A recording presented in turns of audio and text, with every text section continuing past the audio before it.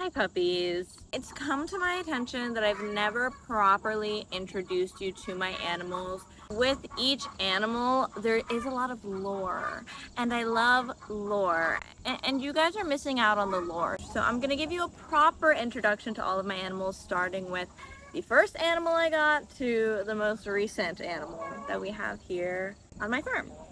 There's a chicken laying an egg. You're gonna have to deal with whatever noises happen today. The first little lady that I'm gonna talk about is my sheep. Her name is Midge, and she is the proper OG of the farm. She's been living on this property since before I've been living on this property, and she's really what started it all.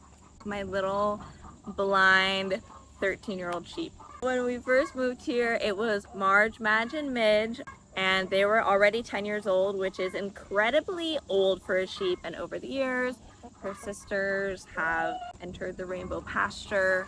She's our last remaining OG.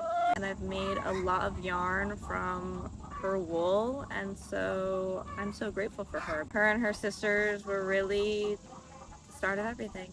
You can't have a farm without chickens, that's just next on the to-do list. So then we got chickens. We started out with 25. We've lost some, we've gained some over the years. We've bought some, we've incubated some, we've had roosters, we've not had roosters. Right now we don't have any roosters.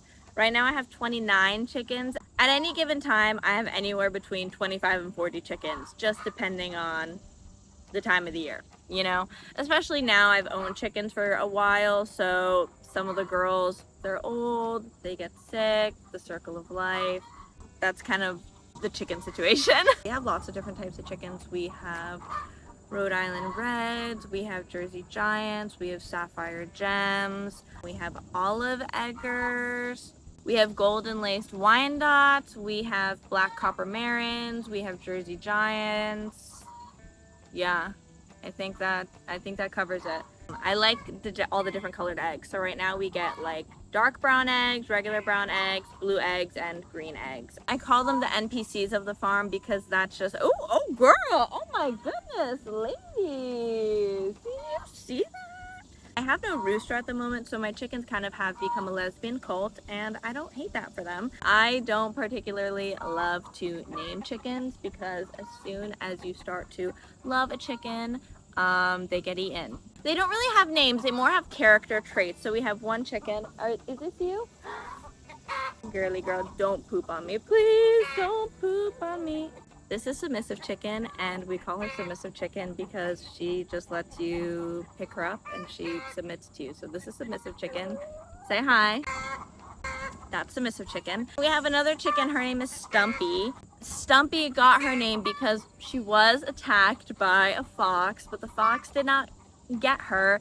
He only got her tail feathers. Then she just didn't have any tail feathers for a while, so she literally just looked like a little stump. She was fine. The fox didn't hurt her or anything. She was not injured. She just had a lack of tail feathers. I really think that Stumpy wants to be a cat. She's always hanging out with the cats. I don't really think the cats like her that much, but she's always around the cats. She's always lurking. She's a force of nature, Stumpy, okay? That was almost like a trauma dump of chicken lore. I'm sorry, but the chicken lore runs deep. We got the sheep, we got the chickens. The next thing to add to the ecosystem of the farm is some barn cats. We literally went through this barn cat program where they match the cat to you. They trap these cats in Philly and Newark. They deem these cats too wild to be indoor cats, so they look for farms who want outdoor cats. So basically with the program, they come to your house, they talk to you, whatever, that's the first meeting. And the next time they are at your house, they come with the cats, and they literally spend all day making this extravagant cat room for them. I did not consider myself a cat person at the time. I had no idea how this was gonna go. The acclimation process, it's a process. The cats started off in these dog cages in the barn, and then every 2 hours I would go down and I would spoon feed them so they would get used to me and they would get used to the barn. So after they acclimate for 2 weeks in the dog crates, then you let them out in the bigger cat room. Eddie was kind of a tough nut to crack. He was definitely the more shy cat. And Lollipop, she had like a lot of moxie to her, I'd say. Then you acclimate them to their little cat room so they get used to the barn, and you really get to play with them and they get used to you. And I would just spend hours and hours trying to get these cats to like me.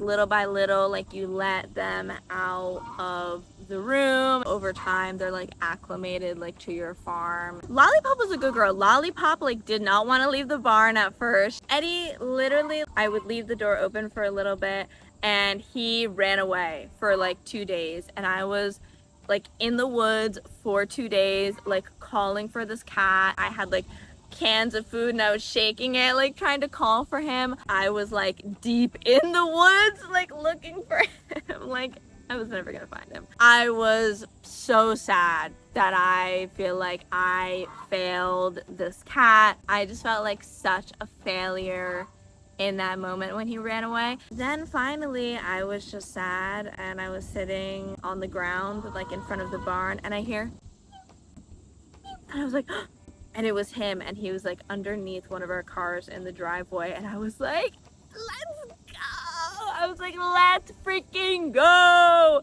He came back. He probably realized like, oh, this nice blonde woman, like she gives me food, like let's hang out back with her.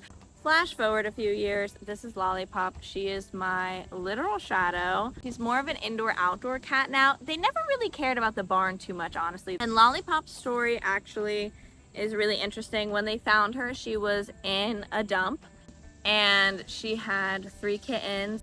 Person who wound up trapping her, she told me if I waited one more day, like Lollipop would have died with her kittens. She's literally my cinnamon apple, my baby angel. She follows me around everywhere, and I just could not believe that like she literally is like from a dump and was like on the verge of death.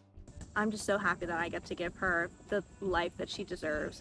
Anyway, with my orange cat Eddie, you know, he's always been more of the not as trusting as Lollipop, but we've come a very, very long way with him. I do think that now he actually does really like us and he enjoys being in our presence. I feel like he's like very content with his life, and I'm just happy that I get to give them this life because my cats have had a rough go before they came here. So I started off this cat journey never owning a cat. I'm a full-blown cat lady. I don't know if you knew this already. Full-blown cat lady. I feel like with every animal that I add to the farm, they always teach me a lesson, and I'm always learning something new, and I'm always being humbled. These animals humble me so hard. After the cats, I got the alpacas. So let's go over and say hi to them. Alpacas are the entire reason that I got into farming. They're the entire reason that I wanted to live on a farm, is because I wanted to own alpacas. I did extensive amounts of research before acquiring these guys. I went to so many alpaca farms. I talked to so many alpaca farmers. I literally got a job at an alpaca farm because I wanted to learn more about how to take care of them. I mean, the internet will tell you, oh, alpacas, they're so easy, you just feed them and that's it. And that's just not the case. And I knew that was not the case. So I really just wanted to have a lot of knowledge and experience under my belt before I got these guys. That's my preface. The talkative white alpaca, his name is Orlando. And Orlando is a funny guy because like he is the first alpaca to come up to you. He'll run up to you and like sniff you, but then he's like, no, don't touch me. And he hates having his feet touched, even though I have to clip his toenails every month, but he hates it. And he just is like a toddler. He just like throws tantrums like when he's upset. Like he has such a big personality. I've owned these guys for 2 years. They must be 12 now. I got them when they were 10. They're turning 12. So we have Orlando, the white alpaca, and then the one laying down, his name is Romeo. He was the best boy, but he's actually been downgraded to just a good boy. It was time to shear these guys this past year. And he said, no, sorry, I don't want to be sheared. 3 people had to carry him to the barn to be sheared, while Orlando, surprisingly, was the good boy that day, and he walked totally fine on his halter. Romeo is so handsome and his coloring is so beautiful. It's like a burnt caramel. He's just such a handsome alpaca, and he doesn't take anybody from Orlando. Like, he stands up for himself. If anything that I've learned with alpacas, like, they have boundaries, they stand up for themselves. I mean, I got them when they were 10, so they were middle-aged. Alpacas live to be about 20 years old, so I got them when they were 10. They're just kind of like set in their ways in their life and how they like to do things, and like that totally is fine with me. Right now I have 2 alpacas. One of my alpacas, Pony Boy, he recently passed. I don't want to talk about it. I don't want to talk about it, but I'm doing a video about my animals, and that's just the reality of the situation. That happens. So now I have 2, but you really want to have 3. I don't know what my next steps are with my herd.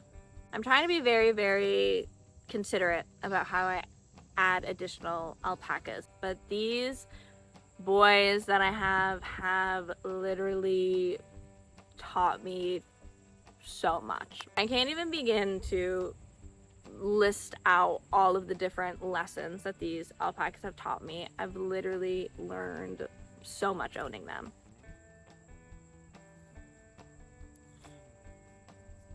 He's so funny. He like pretends that he doesn't like the camera, but like he totally does. And they also love getting hosed down, especially on a hot day like this. So I think I'm gonna do that right now.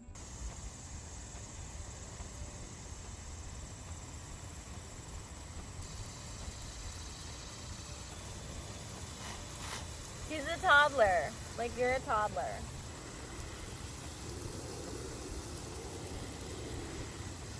Let him have a turn. Let him have a turn. Okay. That's enough slices. Okay. Ooh, big steak.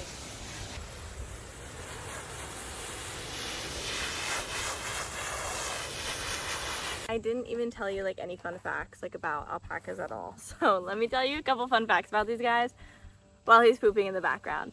Speaking of pooping, alpacas are communal poopers, which means that they all poop at the same time, and they also all poop in the same place. So they have their little pooping piles and they all poop together. So once one alpaca goes to the bathroom, they're all gonna go to the bathroom. Alpaca fiber is also warmer than wool, and it's softer than cashmere, which is one of the first things that attracted me to these guys because obviously I crochet. It's also hypoallergenic as well, so if you're allergic to sheep's wool, you can wear alpaca wool. They're very interesting and complex animals, which is probably also why I'm obsessed with them. That's the story of my alpacas. Now let's move on to my newest additions to my farm. I've owned them for only 2 months, but they've already made their mark. Let's talk about the goats.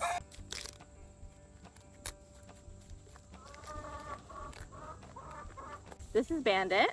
Bandit is the most needy, I would say. He loves attention. My other goat, his name is Cash, aka Cash Money. No, you may not eat my shirt. And my last little goat, she's sticking out her little head. Come here, Cammy.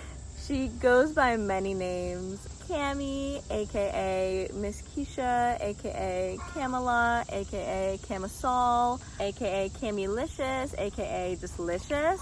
Cammy has the personality of Tree Trunks from Adventure Time. Major cougar energy. Cammy's a little fat, it's just like a hormonal issue, but she's so old at this point, she's 15, that the vet was like, if it's not hindering her life in any way, let's just leave it. I want to talk about this a little bit, what Bandit is doing, because he does that to my legs, and I noticed that there were actually bruises on my legs, and I was like, where are these random bruises from? And then I was sitting outside with him, and he started itching himself on my legs right where my bruises were, and I was like, oh, okay, that's where my bruises are from. How did I acquire these goats? It was never my plan to get goats, but these goats just desperately needed a home. They were gonna be sent to auction, which means they were gonna be... And I just couldn't let that happen because they are literally the sweetest goats. I just had very specific parameters when it came to goats. I didn't want goats with horns. These guys don't have any horns. They're Nigerian dwarf goats, so they're pretty small. I mean, Cammy is literally the size of like maybe a golden doodle.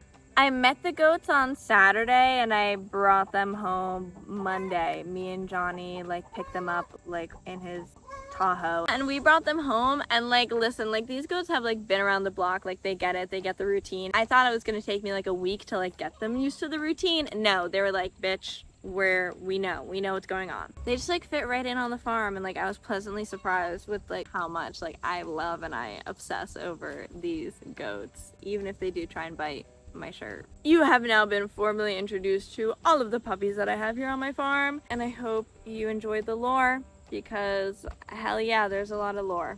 Honestly, I feel like I just scratched the surface of the animal lore. Thank you so much for watching, and I'll see you in my next video. So make sure to like and subscribe and check out my description for more details. 1, 2, 3, testing. Ah! Dude, what the f. So the first little lady that excuse you. She is like just, oh my god. Oh my god, you scared the shit out of me. What the hell? My god, you gotta announce yourself. There's something biting my ankles.